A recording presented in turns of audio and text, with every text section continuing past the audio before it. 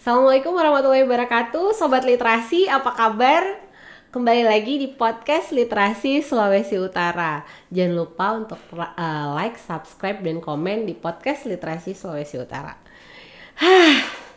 Akhirnya saya menghela nafas karena kedatangan dua tamu yang luar biasa, spesial ya, keren-keren banget. Baru tiba di Manado, welcome to Manado.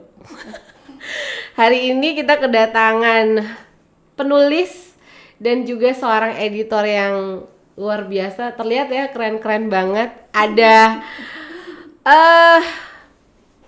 apa ya, saya manggilnya Mas, Kakak, atau apa ya? Kakak Mas ya. Kim. Oh iya, baik. Lagi musim kakak. Lagi musim kakak ya. Oke, Kak Kif, Cila, sama Kak Kif sama Kak Endah.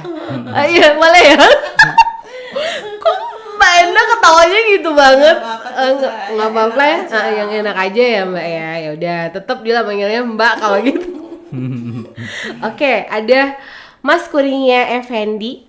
Ya. Mas Kurnia, selamat malam Mas. Oke, Mas Kurnia ini peraih anugerah pustaka terbaik bidang puisi di buku Raden Saleh.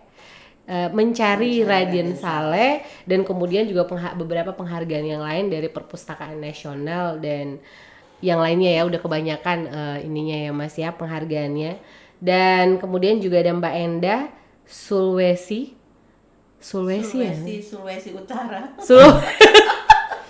Sulawesi Utara. Hai, Mbak Endah ini juga editor di berbagai, pasti nggak asing buku-bukunya, dan salah satunya juga bukunya Mas Kif. Itu buku Anak Arloji, kemudian juga Pangeran dari Timur gitu ya.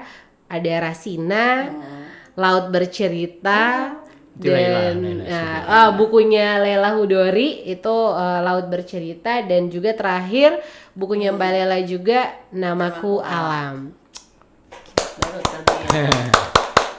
Keren dua orang ini, Masya Allah. Mas Kif, panggilannya Mas Kif? Kef ya? Oh ya, Kef Kurnia Effendi ya. Terlihat sangat muda. Kok kenapa kaget? Mudah-mudahan masih muda. Bukan gimana? Mudah-mudahan masih muda. Masih muda. Enggak, beneran. Ini dua orang yang depan saya ini kan sebenarnya berbeda generasi dengan saya cukup itu ya. Tapi lihat semangat dan apa ya, karya yang luar biasa, saya sebenarnya malu gitu. Malu lah sebagai anak muda yang tidak ada karya apa-apa. Ya, meluaskan karya kami. Iya, benar banget dengan hadirnya hari ini kan Mas. Luar biasa loh. Mas. Cuma beda lahir doang kok. Kami lahir duluan ya. Iya, beda lahir doang ya Mbak ya. Ya. Terima kasih loh Mbak udah memastikan itu ke teman-teman Sobat Literasi. Sobat Literasi, hari ini judul kita adalah penulis, editor, dan ekosistem pembaca. Iya, iyalah, keren banget ya.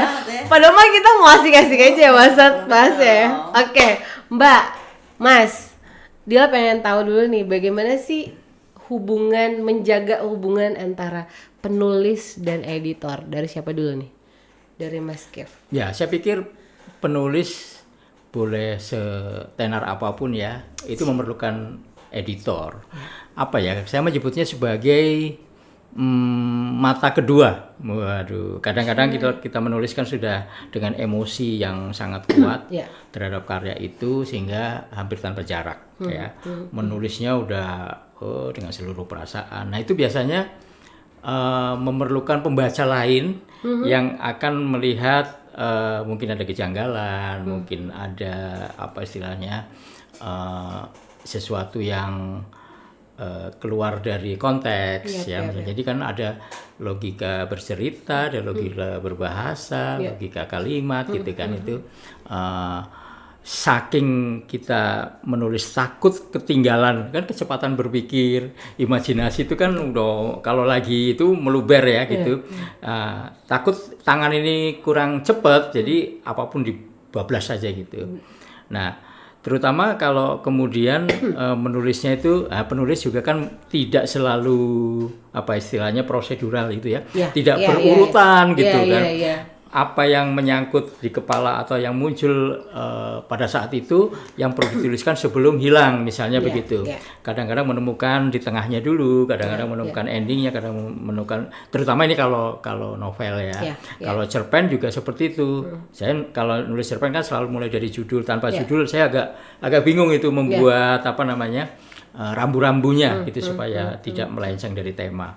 Nah setelah itu ada sebenarnya proses wasunting ya, editing sendiri gitu ada. Itu misalnya digeletakin dulu, diendapkan dulu, nanti beberapa hari kemudian dibaca ulang itu sudah berbeda itu. Saya menjadi pembaca bukan lagi penulis gitu. Rasanya udah beda. Itu kerasa. Nanti biasanya kan ada kekurangan data, terus kemudian loh kok tadi udah ditulis begini kok begini, misalnya ada yang terulang dan sebagainya. Tapi menurut saya tetap memerlukan editor, dan editor itu yang apa ya, barangkali bacaannya lebih banyak dari saya barangkali ya ini.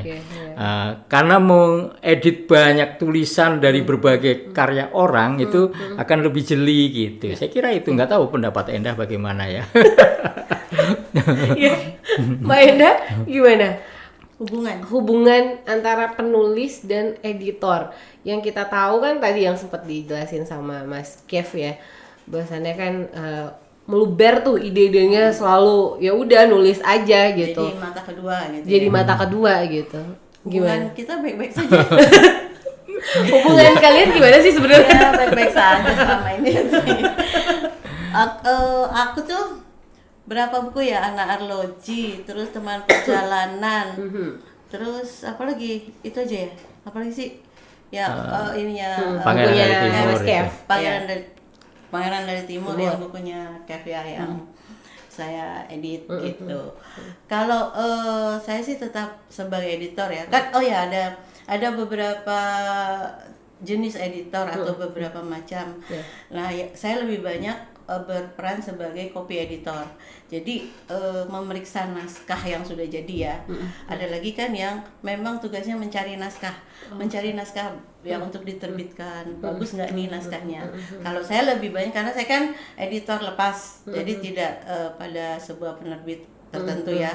Jadi lepas lah, jadi saya bisa menerima kerjaan dari mana aja. Dan tugas saya lebih banyak meriksa yang memang sudah jadi gitu, sudah pasti diterbitkan. Walaupun beberapa kali saya pernah juga membawa naskah yang dari penerbit yang belum penulis yang sama sekali belum pernah, terus akhirnya diterbitkan gitu.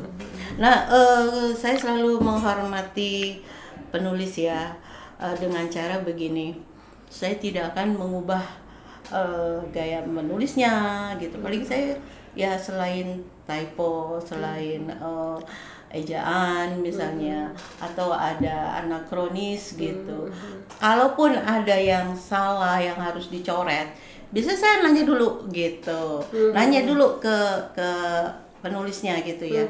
Ini kok begini? Barangkali kan saya nggak tahu sejarahnya kenapa harus salah bagian ini gitu. Menurut saya salah gitu.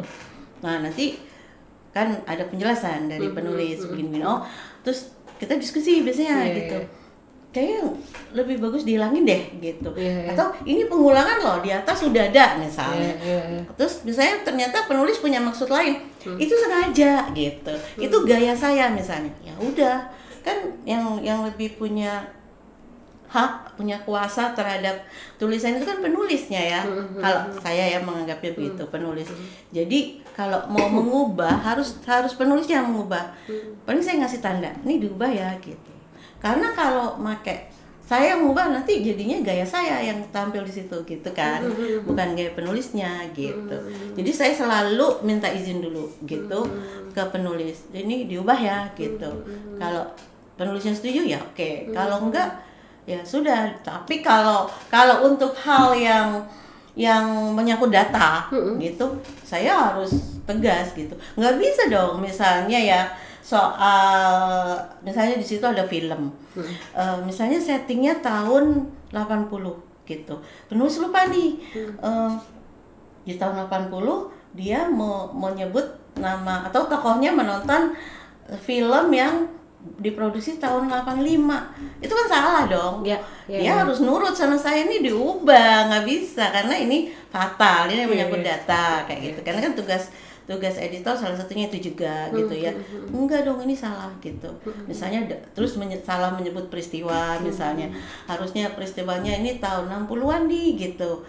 Dia salah menyebut gitu. Ya karena tadi mungkin deras ya idenya harus akhirnya kan lupa. Bukan karena tidak tahu, tapi lupa misalnya. Nah, itu saya paling yang soal data-data kayak gitu tuh yang sangat dan biasanya juga penulis nurut kalau yang kayak gitu harus karena nurut Ada gitu ya. buktinya soalnya. kan? Ada bukti Dan malah referensinya. terima kasih gitu. Oh ya terima kasih dia. Karena diingetin kan, karena kalau enggak cuma yang kadang bikin ini kalau bukunya udah jadi, udah terbit, itu bukan cuma penulis yang deg-degan, saya deg-degan juga. Ada karena sering toto, ternyata ketemu nih typo, aduh saya malu gitu. Merasa Masih? pernah lah kayak pernah. begitu. Aduh, ini Masih bisa. luput. sekelas Mbak Endah pernah. Ya, sebenarnya itu ada juga harusnya bagian proofreader, Iya, tapi iya, ada juga penerbit yang tidak menyertakan Ya.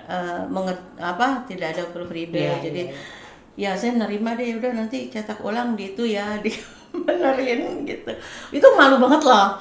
Itu Iya, aduh, iya. kesalahan saya gitu kan, sebagai editor lolos gitu. Iya. Dan itu ininya ya, suka dukanya sebenarnya ya gitu, di kayak editor. gitu. Jadi hubungannya baik-baik aja ya. Semuanya baik-baik aja. Tapi Ya bertengkar juga. ya kayak tadi misalnya misalnya menurut saya begini, enggak gitu-gitu kan, menurut penulis begini, ada juga Mbak aku udah mikir banyak ini, masa dicoret-coret gitu misalnya kan, ya menurut aku tuh begini gini ya. Ini editor atau dosen pembimbing gitu. Banyak Iya, dicoret-coret. biasanya kayak saya begitu kepada penulis yang baru misalnya, Oke. yang kalau kayak senior begini saya nggak berani gitu, maksudnya gitu. maksudnya udah pastilah mereka tulisannya kan bagus, kalaupun ada kesalahan biasanya keliru gitu karena tadi itu ya. Maksudnya senior tuh apa, Mbak? Ya udah banyak dong Oh, karyanya. udah banyak. Oh, iya. udah jelas Karyanya. ya. Iya. Maksudnya sepuh banget. Oh ya, dari umur juga gitu ya. Artinya maksudnya kepiawaian mereka menulis kan tidak perlu diragukan. Misalnya kayak Mbak Leila, Mas Banu, Kev gitu kan, itu udah. Karena kami menyadari juga ketika menulis itu paling enak itu tidak malu di depan editor ya. Kan pasti ada perasaan seperti itu kan. Oke. Jadi rapi, Iya. menguasai puebi seperti itu. Istilah-istilah juga gamblang lah ya. Sudah secara definitif dipahami sehingga jangan sampai masalah sepele, masa nulis kayak gini aja strukturnya keliru kan, malu dong gitu. Nulis udah berapa tahun gitu. Makanya lebih enak ngedit yang penulis-penulis yang udah gape gini ya, gape istilahnya, tau nggak artinya gape? Gitu istilah 90-an Kalau makan bahasa Lampung jago gitu ya, gapak. udah expert lah ya, ya udah mahir gitu ya. Jadi saya lebih enak gitu kan, iya. sudah rapi lah, paling tinggal meriksa Dikit-dikit typo, lah ya. dikit-dikit gitu. Nah, tapi tadi menarik Mbak, soal itu nggak akan jadi ciri khas saya, tapi saya mempertahankan ciri khas penulis gitu. Artinya kan itu punya tingkat kesulitan yang nggak main-main kan Mbak gitu.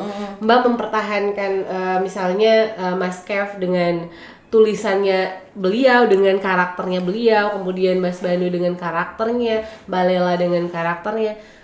Itu seperti apa Mbak mempertahankan itu gitu. Tidak sulit justru ya, karena kan aku tinggal bilang ini dong, ini salah gitu. Nanti biar mereka yang ganti, jadi kan tetap dengan gaya mereka gitu. Jadi misalnya kayaknya ini kalimatnya kurang bagus deh misalnya gitu ya.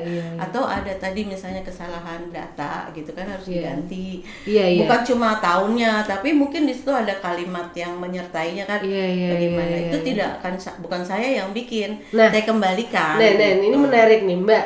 Kalau menurut Mbak Endah, karakternya Mas Kev itu seperti apa gaya penulisannya? Kalau ini udah punya ini ya, udah punya apa semacam sidik jari ya istilahnya ya. Ya kan dari zaman Anita Cemerlang ya, Iya, mungkin belum lahir. Emak saya juga kayaknya sih baru OTW mau lahir. Oh gitu ya. 70-an kan Mas? Ya, tahun 79 lah. 78 ya. Oh, 79. umur mama saya masih 9 tahun, Mas. Oh gitu. Iya, Jadi belum ada di bayang-bayang mau lahirin saya. Terlalu jauh ya. direncanakan juga belum ya. Belum. Makanya. Nah, itu gitu. udah punya ciri khasnya sidik Iya, jari. jadi dari Maksudnya dulu- gimana? Bukan ciri khasnya sidik jari. Artinya di tulisan itu sudah ada sidik jarinya gitu. Oh, Kev tuh menulisnya dengan romantis. Cerita-ceritanya juga pilihan oke. ceritanya kan Iya, lebih iya, banyak iya. percintaan Iya, gitu kan. iya. Cinta segitiga atau putus cinta. Iya, Cerpen-cerpennya kan iya, kebanyakan iya, seperti iya, itu. iya, Terus ya, tapi kadang-kadang juga ada yang humor gitu. Tapi ada juga kadang-kadang yang kelam. Cuma gaya tulisannya ya enggak. Artinya kita bisa mengenali kalau sering membaca. Kita tahu ini tulisan Kev nih gitu. Iya, iya. Sama juga Mas Banu Mas Banu. misalnya kan. Seperti Lalu itu. Mas Banu sejarah ya. Sejarah kan.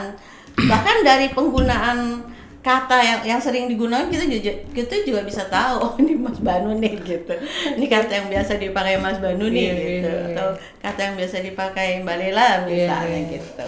Kalau kita ini ya sering menulis Iya, iya. sering membaca Iya. novel-novel mereka cerpen Iya. kita jadi tahu kok Iya. gitu. Kayak kita mengenali Seno misalnya gayanya Iya, kan iya, kita iya. kalau sering membaca tahu lah gitu. Iya, iya. Makanya kita tahu oh ini terpengaruh siapa nih gitu kan. Kayak misalnya puisi-puisinya Jokpin awal-awalnya kan gue kayak mirip Sapardi ya misalnya. Iya, iya, Tapi iya. lama-lama kan dia itu Punya sendiri. ciri khas sendiri. Artinya kan ya lama-lama punya ciri sendiri gitu. Oke. Iya kan Nah, cirinya. ngomongin ciri kan Mbak Enda berarti Mas Kev ini punya ciri khas di romantis gitu ya, romantis. Ya. Kok Kenapa? tertarik? Bukan itu biasanya setiap Apa penulis. pengalaman atau bagaimana, Mas? Iya, kan penulis di mana mulainya, Iya, apa bacaannya, Iya, begitu sih saya yes, kira. yes, yes. Jadi ketika saya pernah bercerita panjang bahwa dari kecil sampai maksudnya mengalami masa remaja kemudian dewasa itu tidak dalam kondisi yang mencekam, ketakutan atau tidak. Jadi mulai dari nenek bercerita tanpa tedeng aling-aling soal pesan moral dan sebagainya itu betul-betul saya terima dengan yang saya anggap bahwa kok nggak berbahaya ya. Misalnya nenek saya bercerita tentang sesuatu yang sebenarnya itu diperiksa ditangkap oleh anak-anak itu wah ini saru misalnya harusnya untuk dewasa begitu ya tabu gitu ya. gitu ya. Iya dan nenek saya nggak punya pikiran psikologis atau didaktik atau apa kan pokoknya cerita aja Cerita gitu aja, ya. Nah, jadi memang hidup saya mulai dari dongeng. Ayah saya meninggal ketika saya umur 12 tahun tapi bukan berarti kemudian hidup saya itu menjadi penuh penderitaan juga tidak, penuh kasih sayang malah gitu kan. Sebagai cucu pertama punya adik-adik saya juga kemudian bertanggung jawab. Nah itu antara lain karena lingkungan kasih sayang itu mungkin membentuk pribadi saya jadi menyayangi adik-adik saya, menyayangi teman-teman saya, menyayangi semua yang menurut saya dia memberikan menyayangi penggemar. menyayangi penggemar. Menyayangi penggemar tuh penting loh, Mbak. Iya. Iya kan? Iya dong, Iya penting. dong. Karena dia menyayangi buku-buku saya kan gitu kan. Oh, baik. Makanya dari bisa. kalau dibilang pengalaman ya bagaimana ya karena saya STM pembangunan itu kan satu kelas isinya ceweknya cuma 2 gitu kan. Satu angkatan paling 6 orang dari 150. Sebenarnya kering ya, kering sekolah di sekolah teknik begitu. Tapi entah mengapa itu yang saya sampai sekarang itu baru artinya begini. Mungkin karena itu tadi saya harus harus menghormati atau mencintai ibu saya. Saya punya adik 2 perempuan juga begitu ya. Dari situ jadi muncul setiap kali berhadapan dengan perempuan itu memang ada 2 hal kan. Yang satu saya harus melindungi, menyayangi, yang kedua itu mencintai dan mengusili. Menjahili. Berarti sering diusili. Ya enggak lah, kan banyak maksudnya ini. Oh iya. Jadi dari situ membuat inspirasi ya, tema-tema itu muncul.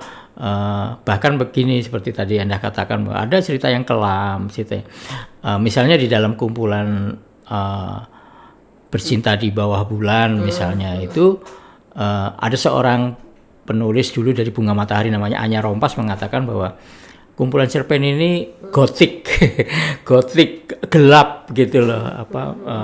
Kalaupun cinta itu cinta yang sangat gitu ya? Psikologis ya. Misalnya ini salah satu contoh, saking tidak rela pacarnya itu akan menjadi milik orang lain harus dibunuh misalnya seperti itu. Terus ada orang yang merasa bahwa dia dicintai banget sama ini sampai dia menulis surat tapi ternyata untuk dirinya sendiri gitu kan. Semacam itu. Jadi kegelapan-kegelapan yang tetap saja dalam hal itu cinta gitu. Nah, makanya ketika menulis bersama Iksaka Banu yang Pangeran dari Timur memang ada 2 plot besar di situ. Yang pertama adalah biografi Raden Saleh, tentu mulai dari Raden Saleh lahir kecil, berkarier, terus dikirim ke Belanda sampai kemudian menjadi pelukis tersohor, ahli bahasa ya, paling tidak 5 bahasa di Eropa, kemudian dia balik lagi dan meninggal gitu kan. Nah, sementara plot kedua itu saya membuat romantika percintaan di masa pergerakan itu 1924 ya, dengan tokoh 4 loh ya, ada Pitliang, ada Cinta Segi 4 lah di situ yang mewarnai supaya Raden Saleh ini diperdebatkan oleh tokoh-tokoh ini gitu. Karena kan kami tidak ingin juga mengatakan bahwa Raden Saleh nasionalis, Raden Saleh kolaborator, oportunis atau pengkhianat gitu kan. Nah, itu yang ngomong harus tokoh-tokoh inilah. Karena memang belum selesai kan sampai sekarang ini. Jadi mereka berdebat dan tidak pernah selesai memang itu. Nah, itu di antara mereka ada percintaan. Seperti itu. Ya, maka kemudian dianggap saya penulis roman gitu. Romance kan ya. Motonya dia ini urusan cinta tidak pernah selesai. Ya, gimana? cinta tidak pernah selesai di bumi. Okay, gitu. Ya kan memang tidak pernah selesai. Nulis terus ya gitu. Iya. Kemudian cinta itu sejak awal itu tragedi, benar nggak ya? Cinta sejak awal tragedi. Kok iso, Mas? Lah iya, Tuhan menciptakan alam semesta ini dengan cinta, tapi sengaja cinta itu dibuat sebagai tragedi supaya tidak selesai. Bayangkan kalau misalnya Nabi Adam dan Siti Hawa itu tidak ada tragedi. Ya udah, kita semua ada di surga. Tragedi buah apel. Iya, nah kemudian dibuatlah kecelakaan kan, supaya dihukum, supaya ada tragedi. Dan cinta yang mengandung tragedi selalu yang paling menarik. Cinta yang mulus-mulus saja seperti misalnya Mbak Dila sama ini mulus-mulus saja kan, siapa yang mengingat? Siapa yang mau menuliskannya coba? Ya kan, coba kalau Dayang Sumbi sama Sang Kuryang, ya kan, siapa itu Shakespeare itu, Romeo and Juliet, terus Pronocitro sama Roro Mendut, iya. Nah, semua itu Siti Nurbaya lah bahkan, semua itu harus memberikan tragedi, karena dengan tragedi kita akan mengingat lebih panjang seperti itu. Tapi mengapa kemudian harus ada tragedi? Supaya diperjuangkan, supaya cinta diperjuangkan. Gitu. Kalau dalam novel atau cerpen supaya ada konflik ya? Iya, sebenarnya begitu. Ya kan, kalau cinta sih mulus-mulus saja, kayaknya nggak ada konflik ya. Karena saya sering misalnya bahkan biasanya konflik itu di depan kan, misalnya itu ya misalnya dengan dialog. Oh, jadi selama ini misalnya memergoki. Jadi selama ini kamu gitu kan. Nah, itu baru kilas balik misalnya seperti itu.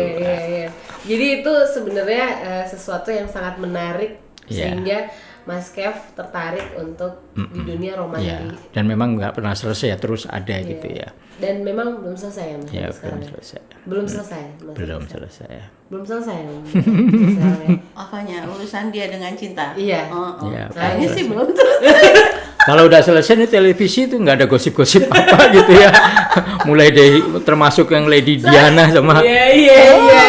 kayak apa juga. Tapi Mas Kev menarik sebenarnya ketika kita bicara soal ketertarikan Mas Kev dengan kita kilas balik ke belakang bahwa Mas Kev punya latar belakang sejarah pola asuh itu bahagia gitu.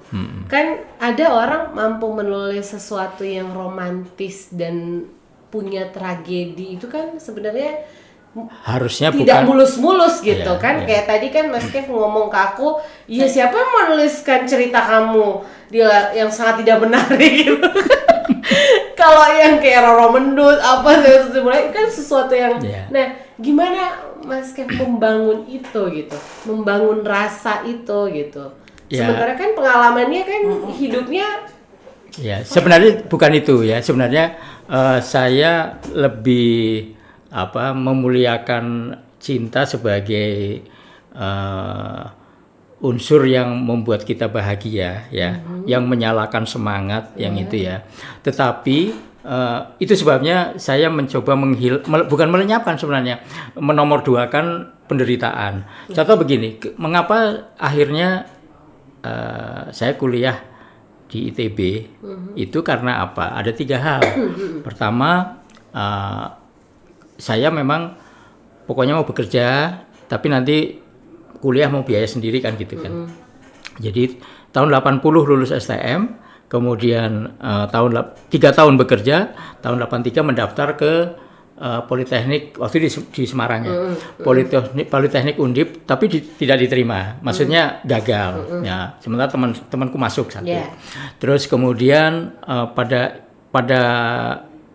tahun ketiga bekerja itu kondisi di kantor tuh kan di biro arsitek, konsultan sebagai drafter waktu itu juru gambar itu sudah nggak kondusif. Jadi marketing dengan manajemen itu udah bentrokan macam-macam yang membuat kok rasanya nggak nyaman ya. Aku pengen pindah tapi masa mau kerja lagi, aku pengen kuliah.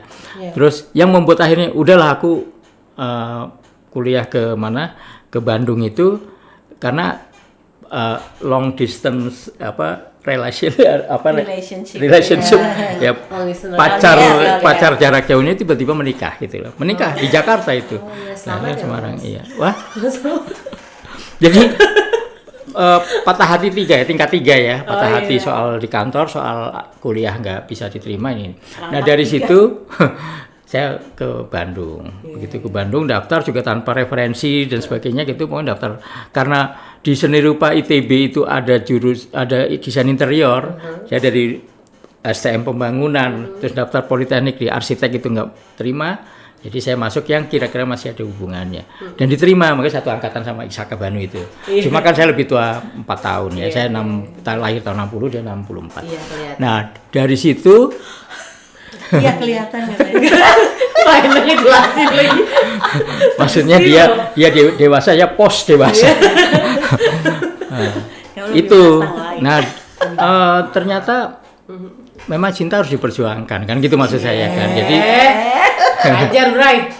oh yang sudah ini nggak perlu dipertahankan atau diingat-ingat, tapi sudah selesai itu. Harus ada babak baru. Nah begitu, jadi ketika kuliah ya terus ya begitulah, bertemu dengan ini itu segala macam.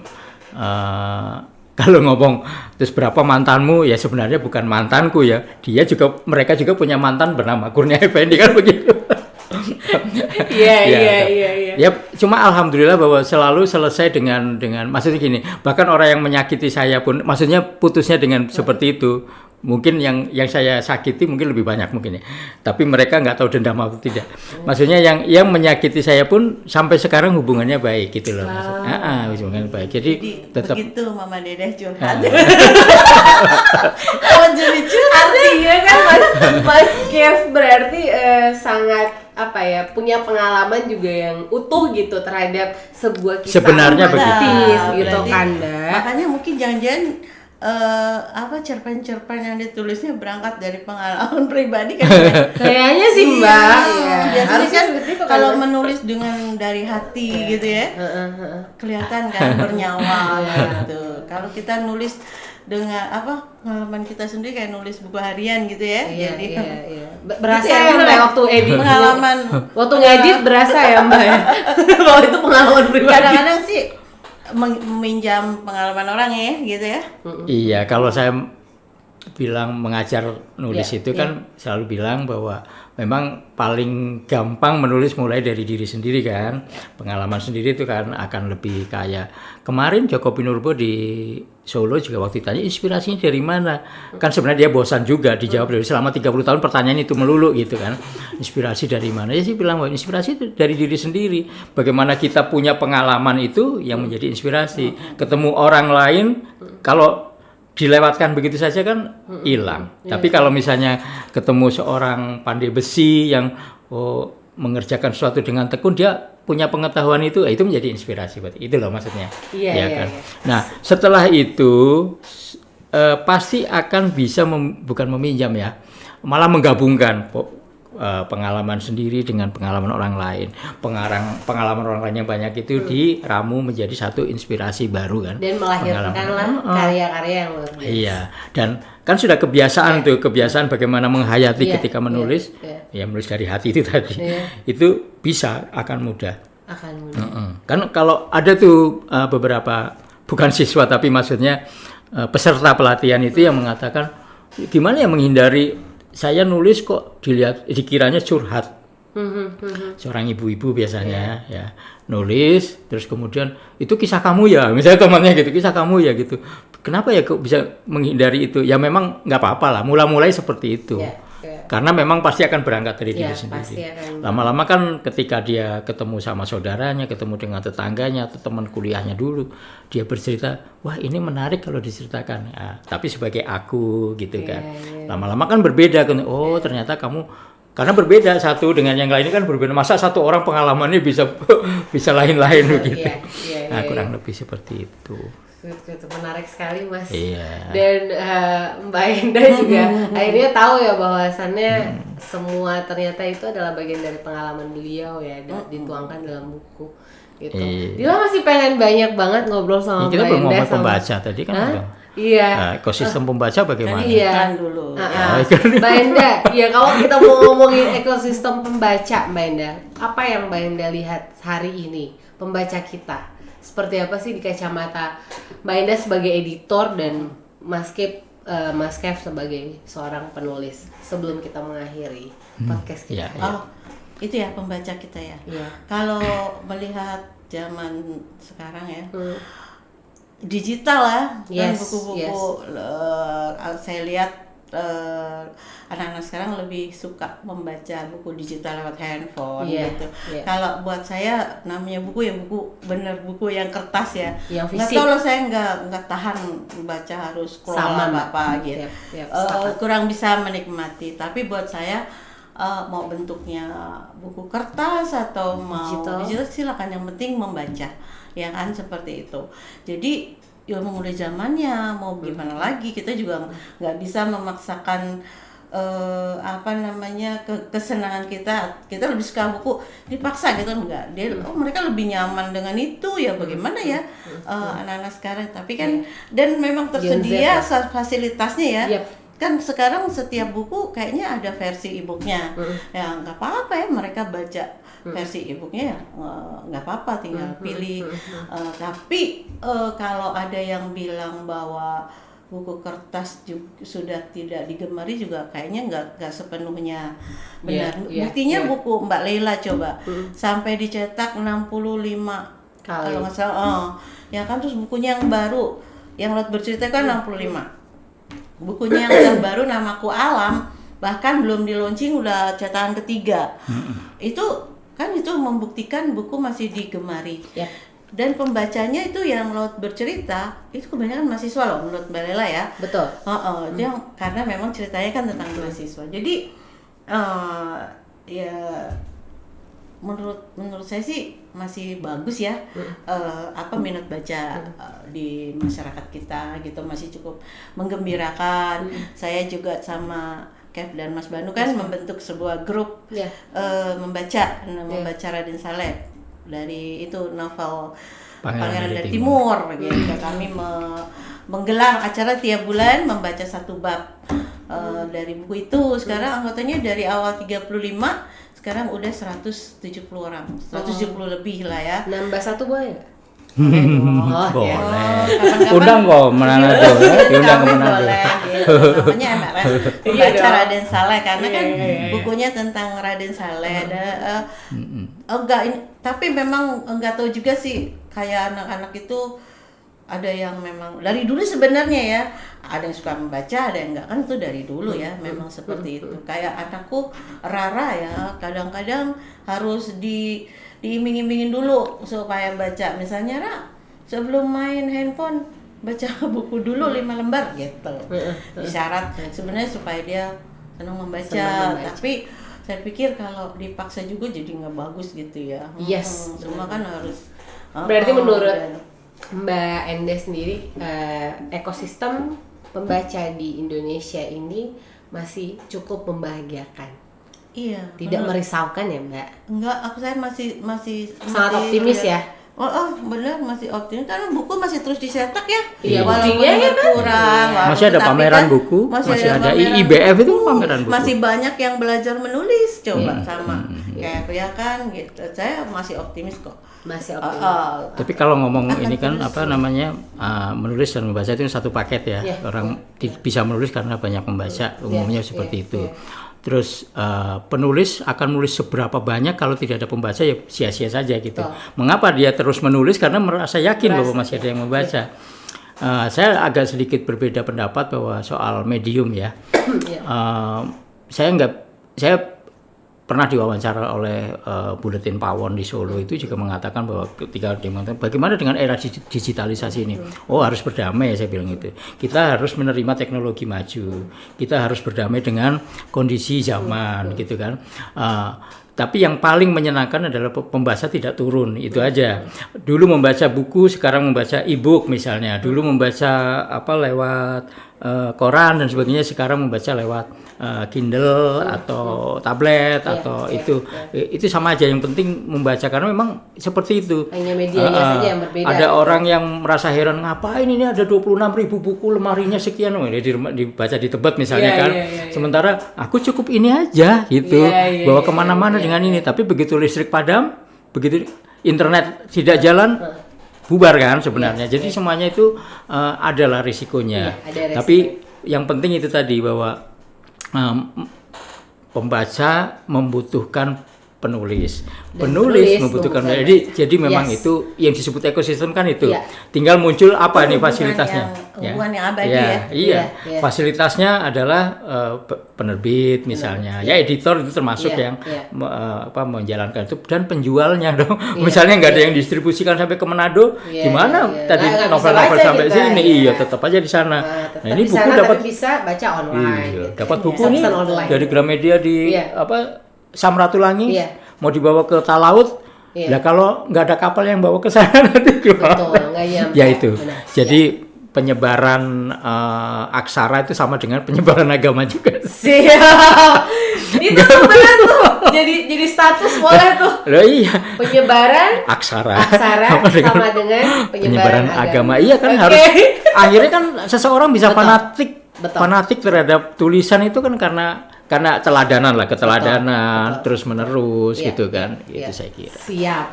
Oke, Mas Kev, Mbak Endah masih pengen banyak lagi yang tinggal tanyain, tapi waktu kita yang mempersulit nih, produser cerewet amat. Baik, terima kasih banyak Mas Kev, Mbak Endah. Mudah-mudahan nanti ketemu lagi. Amin. Temanya berbeda. Amin. Mudah-mudahan kelasnya bisa dibuka juga di Manado gitu ya. Bisa datang ke sini lagi. Sehat terus berkarya. Amin. Terima kasih. Iya, tetap jaga kesehatan.